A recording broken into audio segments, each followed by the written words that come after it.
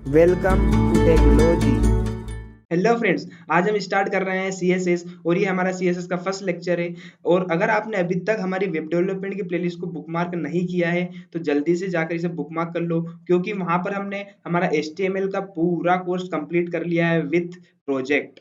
और आज से हम स्टार्ट कर रहे हैं सीएसएस के बारे में। और इस वीडियो में हम बात करेंगे सीएसएस के बारे में, सीएसएस क्या होती है और उसे क्यों सीखना चाहिए। तो चलिए शुरू करते हैं। तो सबसे पहले समझते हैं कि सीएसएस होती क्या है। तो सीएसएस सबसे पहले फुल फॉर्म होता है कैस्केडिंग स्टाइल शीट, और इसकी मदद से हम क्या करते हैं, हमारे एचटीएमएल के जो एलिमेंट्स हैं उनको हम स्टाइल करते हैं। ओके, जैसे कि CSS describe how HTML elements are to be display, मतलब किस प्रकार से हमारे एलिमेंट डिस्प्ले होने चाहिए हमारी स्क्रीन पर और इन अदर मीडियाज, मतलब डिफरेंट डिफरेंट मीडिया के अंदर कैसे शो होने चाहिए। ओके, तो CSS save a lot of work. CSS क्या करती है कि अगर हम सीएसएस का यूज करते हैं तो हम बड़ी आसानी से कम कोड के अंदर अच्छे से हमारे एचटीएमएल एलिमेंट्स को स्टाइल कर सकते हैं। और हम इसके हेल्प से क्या कर सकते हैं, हम मल्टीपल एलिमेंट्स के अंदर, मल्टीपल फाइल्स के अंदर हम चेंजेस कर सकते हैं सीएसएस की हेल्प से। और अगर आप लोगों को एचटीएमएल नहीं आती है तो पहले एचटीएमएल सीखिएगा, क्योंकि हम सीएसएस को एचटीएमएल के एलिमेंट्स को स्टाइल करने के लिए यूज करते हैं। मींस अगर आपको एचटीएमएल नहीं आती है तो सीएसएस सीखने का कोई मतलब ही नहीं है। तो सबसे पहले आप HTML सीखिएगा, और अगर आपको HTML आती है तो यह वीडियो फिर आप ही के लिए है। अब why learn CSS style HTML tags. HTML tags को स्टाइल करने के लिए हम सीखेंगे, वेबसाइट को रिस्पॉन्सिव बनाने के लिए। रिस्पॉन्सिव मीन्स कि वो डिफरेंट डिफरेंट डिवाइसेस के अंदर रन हो जाए विदाउट एनी प्रॉब्लम, प्रॉपरली वो वर्क करे। तो और हम इसकी मदद से क्या कर सकते हैं कि हमारी वेबसाइट के अंदर एनिमेशन भी लगा सकते हैं, 2D 3D। और ये चीजें तो हम आगे देखेंगे स्टेप बाय स्टेप कि कैसे हम सारी चीज सीखेंगे। और हम थ्री टाइप से हमारे सीएसएस को यूज कर सकते हैं हमारी एचटीएमएल के अंदर। तो आज हम देखने वाले हैं उन तीनों टाइप्स के बारे में कि वो तीन तरीके क्या हैं सीएसएस को इम्प्लीमेंट करने के। तो चलिए चलते हैं अपने वीएस कोड पर और समझते हैं उन तीनों तरीकों के बारे में। तो मैं आ चुका हूं अपने वीएस कोड पर, और मैंने यहाँ पर एक फोल्डर क्रिएट कर लिया है सीएसएस के नाम से। और यहाँ पर हम हमारा जितना भी कोड होगा सीएसएस का, मैं आने वाले कोर्स में सीखने वाले सीएसएस में जितनी भी हमारी वीडियो होगी सारा कोड मैं यहीं पर करने वाला हूँ। तो सबसे पहले मैं एक फाइल क्रिएट कर लेता हूँ HTML की। क्यों? क्योंकि मुझे HTML फाइल क्रिएट करना पड़ेगी, तभी जाके मैं CSS का यूज कर सकता हूँ। तो मैं सबसे पहले यहाँ पर फाइल क्रिएट करता हूँ, first.html। इसका नाम रखा है first.html, क्योंकि हमारी फर्स्ट CSS की वीडियो है। और मैं यहाँ पे जल्दी से बॉयलर प्लेट क्रिएट कर लेता हूँ। आपको नहीं पता है बॉयलर प्लेट कैसे क्रिएट करते हैं तो पहले आप HTML जाके सीखें। तो यहाँ पर हमारे पास तीन तरीके होते हैं। सबसे पहला तरीका होता है हमारे पास इनलाइन CSS, उसके बाद आता है हमारा इंटरनल और इन पेज। इंटरनल इन तो इसको दोनों बोलते हैं, इंटरनल बोल सकते हैं, इन पेज CSS बोलते हैं। ओके, तो ये हमारा सेकेंड तरीका होता है। और थर्ड हमारे पास आता है एक्सटर्नल CSS। ठीक है, तो हम एक एक करके समझते हैं तीनों को कैसे यूज करना। तो सबसे पहले हम देखेंगे इनलाइन CSS के बारे में। तो यहाँ पर मैं इनलाइन CSS के बारे में देखते हैं। तो यहाँ पर सबसे पहले टैग बना देता हूँ। तो मैंने यहाँ पर पी टैग क्रिएट किया, और पी टैग के अंदर थोड़ा सा मैं टेक्स्ट लिख देता हूँ। यहाँ पर लोरेम 20 में लिखा, और यहाँ पर मेरे पास कुछ टेक्स्ट आ चुका है। अब मुझे इसको स्टाइल करना है, तो मैं इनलाइन CSS के अंदर कैसे स्टाइल कर सकता हूँ। तो इनलाइन CSS में हम क्या करते हैं, यहाँ पर हमारे पास एक टैग होता है स्टाइल, और इसी के अंदर हम क्या करते हैं, हमारा सारी जितनी भी स्टाइल होती है हम सारी इसी के अंदर लिखते हैं। तो यहाँ पर एग्जांपल मुझे इसे कलर देना है, तो मैं कलर कैसे दूंगा। तो यहाँ पर कलर देने के लिए यहाँ पर हमारे पास कलर होता है, और कलर के अंदर हमने कोलन लगाया, और कोलन लगाने के बाद में हमको करना होता है यहाँ पर कलर का नेम। तो मैं एग्जाम्पल रेड, मैंने रेड कलर से दे दिया। तो चलते इसका आउटपुट देखते हैं। तो मैं इसे लाइव कर लेता हूँ। मैं राइट क्लिक किया और ओपन विथ लाइव सर्वर, और यहाँ पर मुझे क्या दिख रहा है, ये जो मेरा टेक्स्ट है वो मुझे रेड कलर में शो हो रहा है। तो ये हमने किसकी हेल्प से किया, इनलाइन CSS की हेल्प से। मैं यहाँ पे एक टैग भी बना देता हूँ, h1 इनलाइन CSS।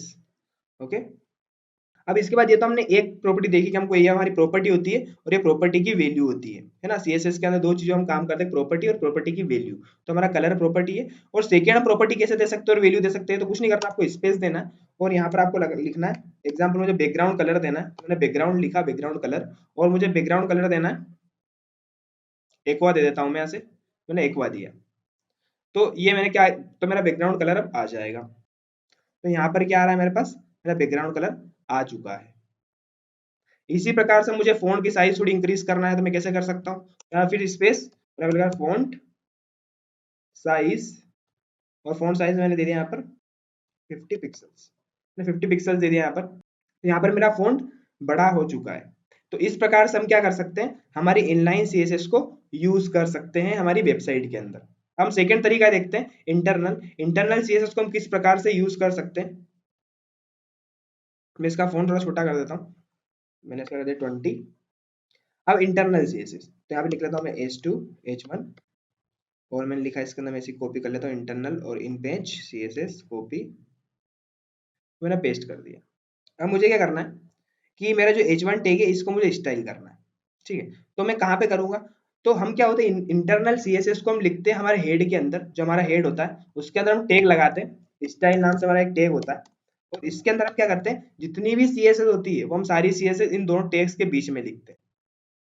तो एग्जांपल मेरे यहाँ पे H1 बना हुआ है और H1 के अंदर मैं CSS देना चाहता हूँ, तो मैंने लिखा पे H1, टैग का नाम लिखते हैं हम, तो टैग का नाम लिखा मैंने, और इसके अंदर क्या दूंगा मैं CSS। तो यहाँ पर मुझे लिखना है, कलर देना है मुझे, तो मैंने यहाँ पर कलर, और कलर मैंने दे दिया इसे ग्रीन, तो मैंने इसे ग्रीन कलर यहाँ पे दे दिया, ठीक है। तो चलते हैं आउटपुट देखते हैं, तो यहाँ पर क्या आ चुका है, मेरे CSS से ग्रीन कलर आ रहा है, ठीक है। यहाँ पर आप देखोगे तो इस H1 का भी ग्रीन कलर आ रहा है, क्योंकि ये भी हमारा H1 है। तो यहाँ पर क्या कर सकते हैं हम, इस प्रकार से कलर दे सकते हैं हमारे CSS को। मुझे इसे बैकग्राउंड कलर देना है। अब मैं H1 में CSS लगा रहा हूँ, इसलिए वो हमें कहाँ पर इनलाइन CSS के H1 टैग में भी दिख रहा है और यहाँ पर भी दिख रहा है। हम कैसे इन दोनों को, मैं चाहता हूँ मुझे एक में ही CSS देना है, तो हम कैसे कर सकते हैं वो हम आगे आगे देखेंगे, आगे आने वाली वीडियोस में। लेकिन अभी यहाँ पर हमें क्या दिख रहा है, दोनों के अंदर ही हमें ग्रीन कलर शो हो रहा है। अब मैं अगर बैकग्राउंड देता हूँ, यहाँ पर बैकग्राउंड कलर मैंने दिया, ब्लैक दे देता है, तो हमें क्या दिख रहा है, बैकग्राउंड कलर ब्लैक आ चुका है। तो इस प्रकार से हम क्या कर सकते हैं, हमारी इंटरनल सीएसएस को यूज कर सकते हैं हमारे एचटीएमएल एलिमेंट्स को स्टाइल करने के लिए।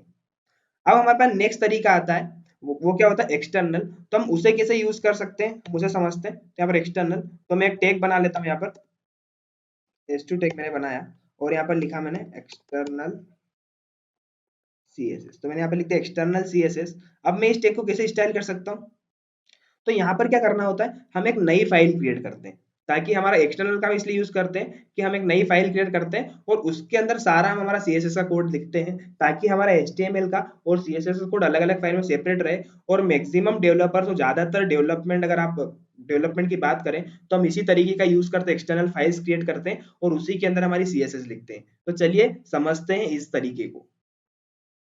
तो यहाँ पर सबसे पहले मुझे एक फाइल क्रिएट करना है, तो सबसे पहले मैं एक फाइल क्रिएट कर लेता हूँ, यहाँ पर स्टाइल डॉट CSS मैंने फाइल क्रिएट कर ली। और इसके अंदर मुझे कौन सा टैग है, यहाँ पर मेरा टैग यहाँ पे H2, मुझे H2 के अंदर CSS लिखना है। तो जैसे हमने इंटरनल के अंदर CSS लिखी थी, वही सेम तरीका वहां पर भी होता है, बस हमको स्टाइल टैग लगाने की वहां पर जरूरत नहीं है। ओके, तो यहाँ पर क्या करना है मुझे, यहाँ पर मैं लिखता हूँ H2 और H2 के अंदर मैंने कर्ली ब्रेसेस लगाए और यहाँ पर मेरे को क्या करना है, बैकग्राउंड कलर देना। तो मैंने दिया बैकग्राउंड कलर और बैकग्राउंड कलर में दे देता हूँ इसको ब्राउन। जो ब्राउन कलर है मैंने बैकग्राउंड कलर ब्राउन दे दिया। और यहाँ पर अगर मैं आउटपुट जाके देखूंगा तो कुछ भी नहीं, मुझे अप्लाई नहीं होगी। अब क्यों अप्लाई नहीं हो रही है, क्यों, क्योंकि हमारी HTML फाइल को पता ही नहीं है कि हमने एक CSS फाइल क्रिएट भी करी है। तो हमको क्या करना पड़ेगा, हमारी जो HTML की फाइल है, हमारी जो CSS की फाइल है, इसको हमको लिंक करना पड़ेगा हमारी HTML से। तो कैसे लिंक करेंगे, तो हमको HTML फाइल के अंदर जाना है और जो हमारा हेड टैग होता है, यहाँ पर हमको एक टैग का यूज करते हैं लिंक, और लिंक के अंदर यहाँ पे आपको दिखेगा CSS, तो आपने लगाया लिंक। और लिंक के अंदर हमने सबसे पहले आता है रिलेशंस, एक एट्रीब्यूट आता है रिलेशनशिप, जो कि रिलेशन बताता है कि ये क्या है, तो स्टाइल शीट है हमारी, है ना, जो कि हम कहाँ पे स्टाइल शीट है। और इसके अंदर href के अंदर हम देते हैं पाथ, हमारी फाइल का जो होता है पाथ हमको देना होता है, और हमारी फाइल का हम पाथ लिखते हैं। तो हमारी फाइल का पाथ क्या है, तो हमारी फाइल का पाथ सेम ही था वैसे तो, लेकिन यहाँ पर क्या स्टाइल, तो मैंने लिखा स्टाइल और मुझे ये शो कर रहा है। ओके, यहाँ पर जो मेरी फाइल का पाथ है वो एज इट इज शो कर रहा है, तो मैं इस पर क्लिक करूंगा, मेरी जो CSS फाइल है वो अब लिंक हो चुकी है मेरी HTML फाइल से। तो अगर हम जाके अब देखेंगे तो हमारे बैकग्राउंड में अब क्या हो जाएगा, ब्राउन कलर आ चुका होगा। तो यहाँ पर अब हमें क्या दिख रहा है, ब्राउन कलर शो हो रहा है H2। अगर मैं इसे क्या देता हूँ, इसका मैं फॉन्ट साइज अगर इंक्रीज करता हूँ, फॉन्ट साइज मैंने कर दिया यहाँ पर 50 पिक्सल्स, तो इसका फॉन्ट साइज अब क्या हो चुका है, इंक्रीज हो चुका है। तो मैं जितनी मेरी एक्सटर्नल CSS सारी मैं यहाँ पर लिख सकता हूँ, और इस प्रकार से हम क्या कर सकते हैं, हमारी इनलाइन, इंटरनल और एक्सटर्नल CSS को यूज कर सकते हैं। तो आज के लिए इतना ही। आज के लिए इतना ही फ्रेंड्स, और मिलते हैं नेक्स्ट वीडियो में। टिल देन कीप लर्निंग और keep enjoying our videos. Thank you for watching. Like, share and subscribe our video.